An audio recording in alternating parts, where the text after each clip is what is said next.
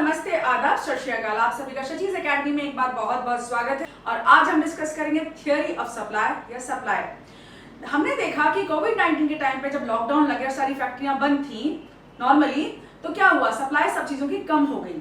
Medicine की supply कम होगी, essential commodities की सप्लाई कम होगी, सब्जी भाजी की भी सप्लाई कम होगी। तो इसका क्या मतलब निकलता है, जब फैक्ट्रीज बंद होती है तो सप्लाई कम हो जाती है। तो इसका मतलब सप्लाई कौन करता है, फैक्ट्रीज, या जहां से उत्पादन होता है, खेतों में जहां किसान काम करते हैं, या कहीं से भी हमारी गोडाउन से सप्लाई होती है जो गवर्नमेंट के कंट्रोल में होते हैं। तो सप्लाई प्रोड्यूसर्स करते हैं, जो उत्पादक होते हैं जहां भी उत्पादन होता है। अब सबसे बड़ी बात यह है कि किस चीज पे निर्भर करती है, ये निर्भर करती है प्राइस पे। आपने अपने आप को भी देखो, कभी आपको कोई सेकंड हैंड कार या स्कूटर बेचना है, क्या आप उसे सस्ते दामों में बेचोगे? नहीं। जब आप उसके बहुत अच्छे से या हायर प्राइस मिलेगा तभी आप उसे बेचना पसंद करेंगे, नहीं तो उसे नहीं बेचेंगे, अपने घर में रख लेंगे। सेम प्रिंसिपल अप्लाई होता है सप्लाई पे, या प्रोड्यूसर्स जो उसको सप्लाई करते किसी भी चीज की। हमने यहाँ पे एक शुगर मिल बनाई है। अब शुगर मिल का जो ओनर है वो शुगर की सप्लाई तब ज्यादा करेगा, ज्यादा क्वांटिटी में करेगा जब उसके दाम बढ़ते हैं। तो प्राइस का सीधा कनेक्शन होता है सप्लाई के साथ, ठीक है। क्वांटिटी जो डिमांड बढ़ा था हमने, उसमें था इनवर्स रिलेशनशिप, यानी कि अगर प्राइस कम है तो लोग ज्यादा डिमांड करेंगे, मांगेंगे। भाई मांगने वाले को तो क्या, जिसको खरीदना है वो तो कम दाम में खरीदना चाहेगा, लेकिन जिसे बेचना है वो चाहेगा ना उसकी चीज ज्यादा से ज्यादा दाम में बिके ताकि उसे प्रॉफिट ज्यादा मिले। प्रोड्यूसर्स इक्विलिब्रियम में हमने पिछले वाली वीडियो में यही तो देखा कि प्रोड्यूसर कहाँ इक्विलिब्रियम में होता है, जहां उसको ज्यादा से ज्यादा प्रॉफिट मिलता है। प्रॉफिट कब मिलेगा, जब उसका जो सेलिंग प्राइस है, जिस दाम पे वो बेचेगा वो ज्यादा होगा, यानी कि उसकी रेवेन्यू ज्यादा होगी, कॉस्ट कम होगी। तो इस चीज को यहाँ पे अप्लाई करेंगे हम। अब शुगर मिल का मालिक है जो, वो डिफरेंट दामों पे, कम दाम पे कम सप्लाई करेगा चीजों की, और ज्यादा दाम पे ज्यादा सप्लाई करेगा। इसी को समझते हैं, ठीक है। अब इसका डेफिनेशन देखते हैं। सबसे पहले, supply refers to various quantities of a commodity, यानी सप्लाई एक क्यूमुलेटिव टर्म है जो विभिन्न क्वांटिटीज यानी मात्राओं का द्योतक है ऑफ अ कमोडिटी, किसी भी वस्तु की विभिन्न मात्राएं, अलग अलग quantities. Producers wish to sell, producer यानी उत्पादक चाहता है कि वो सेल करे मार्केट में at different prices at a point of time, किसी निश्चित समय पर डिफरेंट प्राइसेस पर एक उत्पादक जितनी अलग अलग मात्राएं सेल करना चाहेगा उसी को सप्लाई कहते हैं। ये एक क्वांटिटी नहीं है कि 100 रुपए पर केजी पर उसने 10 क्विंटल शुगर बेच दी, नहीं।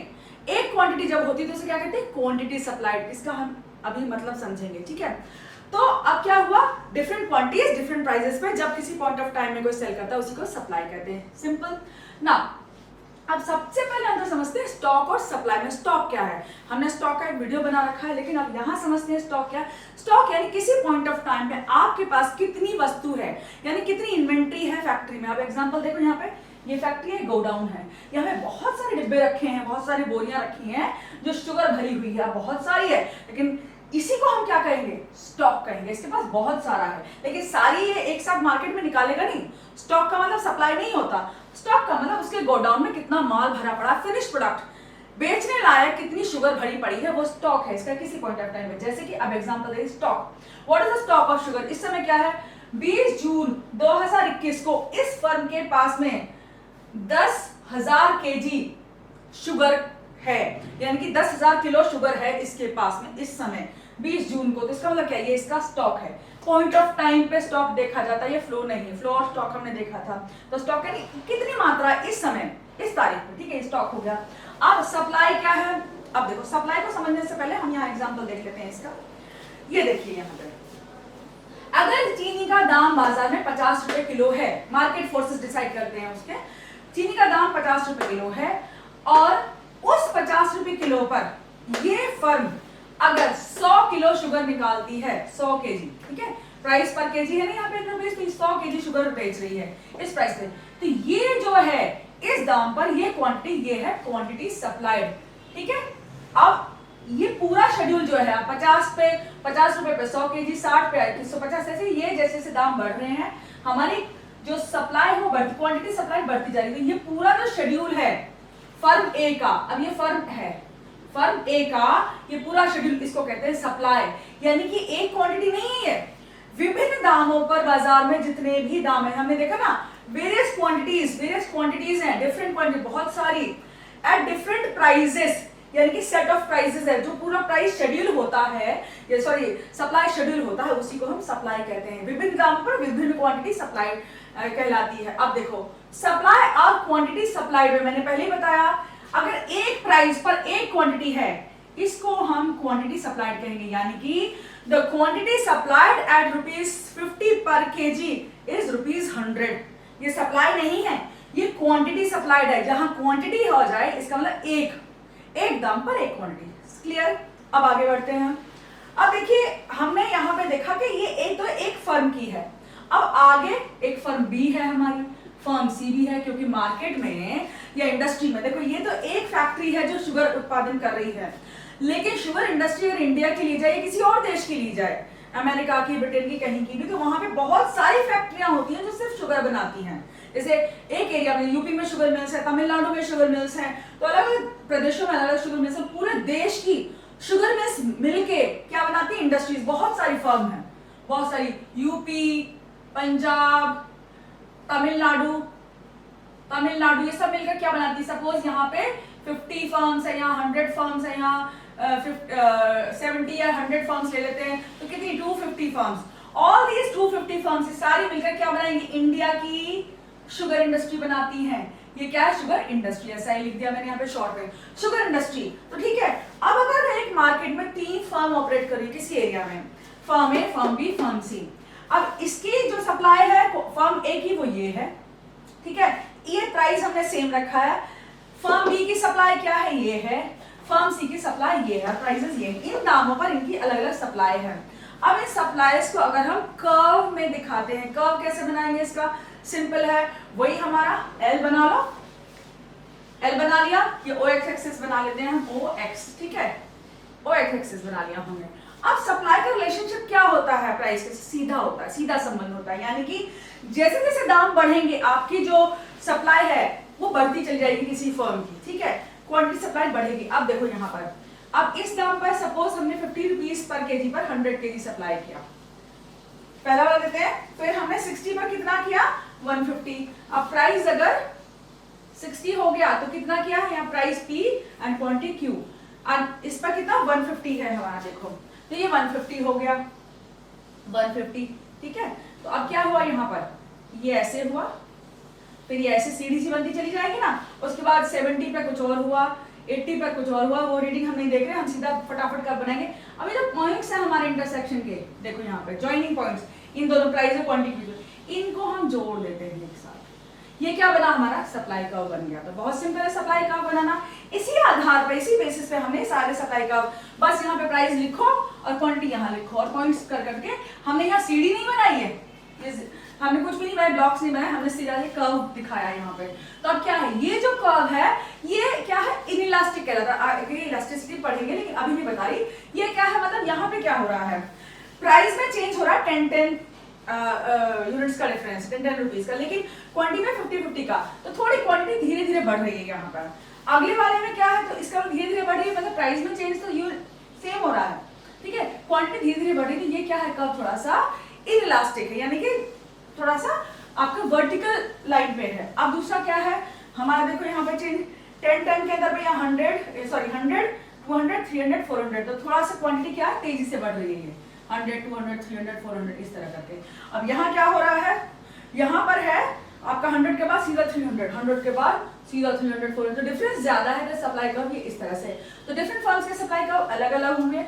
अब इन सारे सप्लाई कर्व्स को, ये इंडिविजुअल फर्म ए का, बी का और ये सी का है।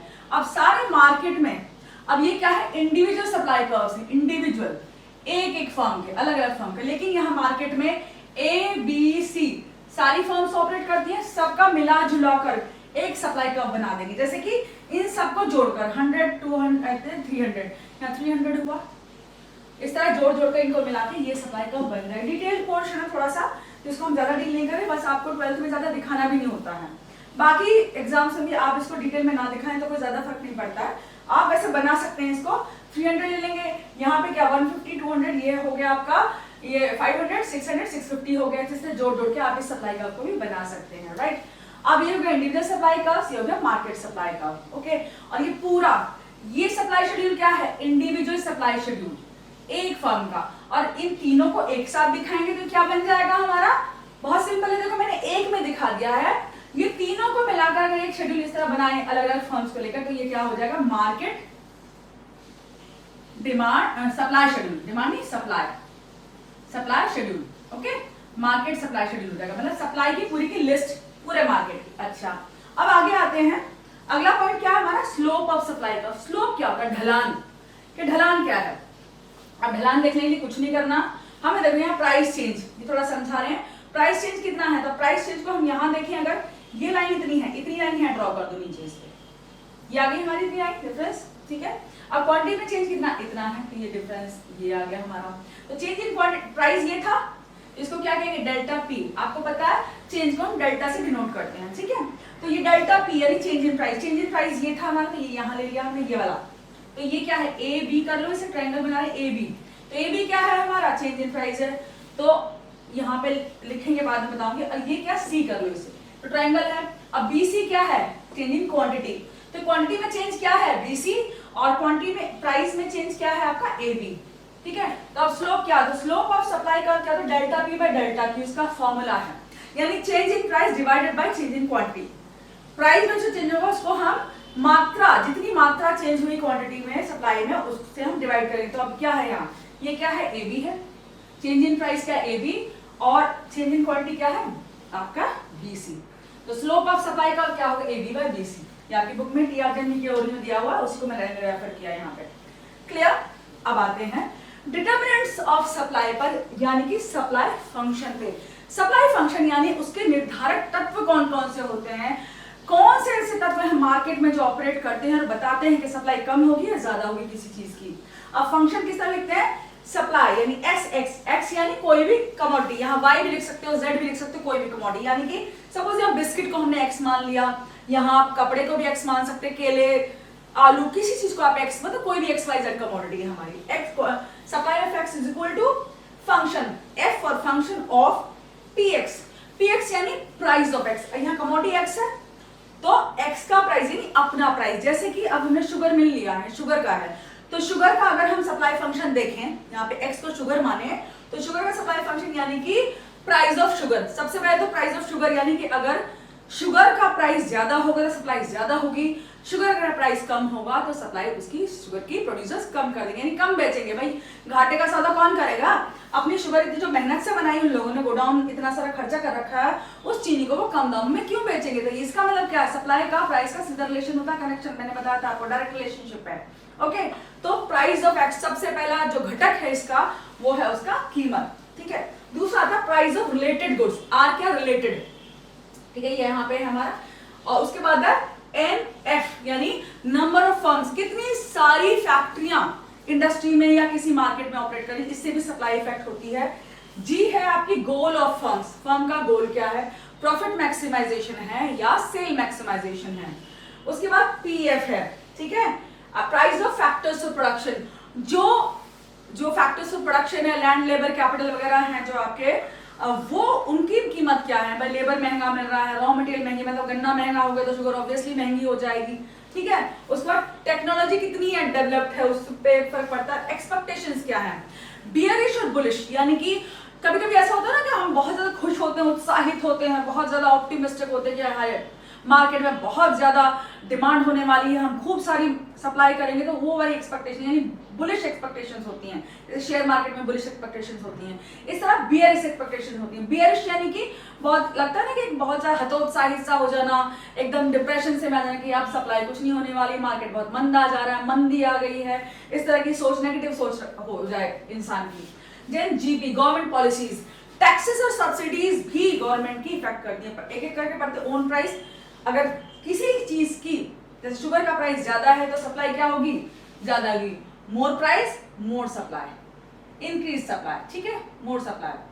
अब price of related goods, related goods यानी कि अगर और चीजों के, जैसे चाय और कॉफी का क्लासिक एग्जांपल दिया जाता है इकोनॉमिक्स में, अगर कॉफी के दाम बढ़ रहे हैं तो चाय बेचने वालों को लगा अरे कॉफी ज्यादा महंगी बिक सकती तो मैं चाय क्यों नहीं महंगी बेच सकता, तो वो भी अपने दाम बढ़ाने की कोशिश करेंगे और ज्यादा क्वांटिटी वो मार्केट में जब निकालेंगे जब उनकी प्राइस बढ़ता चला गया। देखिए एक बात याद रखिएगा, ये फॉर्म हमने ली है, जैसे जैसे देखिए चीनी के दाम बढ़ते जा रहे हैं, ये क्वांटिटी और निकालता जा रहा है, स्टॉक तो बहुत है इसके पास में, लेकिन एक साथ कभी नहीं निकालता कोई प्रोड्यूसर, वो जैसे जैसे दाम बढ़ते जाते हैं वो अपना स्टॉक बार बार मार्केट में भेजते जाते हैं। अगर दाम घट जाए तो वो स्टॉक रोक भी लेते हैं, कभी कभी नहीं बेचते मार्केट में, सोचते हैं कि जब दाम बढ़ेगा तब हम बेचेंगे। ठीक है, आप प्राइस ऑफ रिलेटेड गुड्स ऐसे ही चाय कॉफी का एग्जांपल लिया तो वो भी मार्केट में ज्यादा बेचने की कोशिश करेंगे। फिर number of firms in industry, अगर एक ही फर्म है किसी इंडस्ट्री में, अपने मार्केट में पढ़ाता तो वो मोनोपोली नहीं हो जाएगी, बस उसकी मर्जी वो कितने दाम में बेचे। भाई एक ही इंडिया में, पूरी इंडिया में अगर अंबानी जी की एक शुगर मिल हो जाए, किसी की और टाटा की हो जाए, किसी की हो जाए,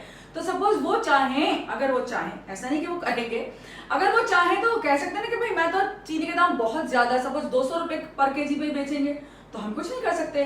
जिसके पास पैसा है वो 200 रुपए पर केजी की चीनी खाएगा, वरना नहीं खाएगा, तो मोनोपोली हो जाएगी। इस तरह मार्केट में अगर बहुत सारी फैक्ट्री काम कर रही हैं तो कंपटीशन है ऑब्वियसली, तो वो कंट्रोल नहीं कर सकते, तो क्या होगा, प्राइसेस जो है उन्हें कम दामों पे बेचना पड़ता है। तो लेकिन सप्लाई पे क्या असर पड़ेगा इसका, सप्लाई पे सीधा असर ये पड़ेगा, ज्यादा फैक्ट्री यानी ज्यादा सप्लाई, कम फैक्ट्री यानी कम सप्लाई। ठीक है, गोल ऑफ फर्म, फर्म का गोल क्या है, अगर फर्म ये चाहती है कि उसे मुनाफा कमाना है तो वह हायर प्राइस पे ही सेल करेगी। ठीक है, ओके, अगर लेकिन फर्म ये चाहती है कि उसे सेल्स बढ़ानी है अपनी, तो कम दामों में भी ज्यादा सप्लाई वो कर सकती है। तो गोल भी फर्म का रोल प्ले करता है। Price of factors of production, भाई देखो आपके यहाँ जो लेबर काम करता है, या फैक्ट्री में जो लेबर काम करता है, जो वर्कर्स हैं, अगर वो कहें हम तो बहुत ऊंची सैलरी पे काम करेंगे, तो क्या होगा, अगर ये फर्म कम लेबर्स को लगा के कम प्रोडक्शन कर देगी तो सप्लाई भी कम हो जाएगी। यानी कि अगर फैक्टर्स ऑफ प्रोडक्शन के दाम बढ़ जाते हैं तो सप्लाई कम हो जाती है, फैक्टर्स ऑफ प्रोडक्शन के दाम घट जाते हैं, लोग सस्ते में चीप लेबर मिल जाता है तो सप्लाई मार्केट में बढ़ जाती है, प्रोड्यूसर क्या प्रोडक्शन ज्यादा करना शुरू करता है। स्टेट ऑफ टेक्नोलॉजी, अगर टेक्नोलॉजी अच्छी आ जाए तो प्रोडक्शन बढ़ जाता है, तो सप्लाई बढ़ जाती है। बिजनेस एक्सपेक्टेशन, मैंने आपको बियरिश और बुलिश पहले बताया, अगर बहुत ज्यादा प्रोत्साहित है प्रोड्यूसर से ज्यादा सप्लाई करेंगे, और अगर वो बहुत ज्यादा सोच रहे मंदी आ गई तो कम सप्लाई करेंगे। गवर्नमेंट पॉलिसी, अगर गवर्नमेंट शुगर मिल्स पर टैक्स ज्यादा लगा दे तो उनकी सप्लाई कम हो जाती है, क्योंकि उन्हें टैक्स ज्यादा पे करना पड़ता है, वो प्रोडक्शन थोड़ा कम कर देते हैं। अगर उसी के उल्टे विपरीत अगर गवर्नमेंट उन्हें प्रोडक्शन के लिए सब्सिडी देती है तो प्रोडक्शन बढ़ता है, सप्लाई भी बढ़ जाती है। क्लियर, तो हमने ये देखा कि यहाँ पर आपका सप्लाई का सीधा संबंध किससे है, प्राइस से है। अगले वीडियो में हम देखेंगे कि आपका सप्लाई, लॉ ऑफ सप्लाई क्या होता है, इलास्टिसिटी ऑफ सप्लाई क्या होती है। ठीक है, take care, God bless you.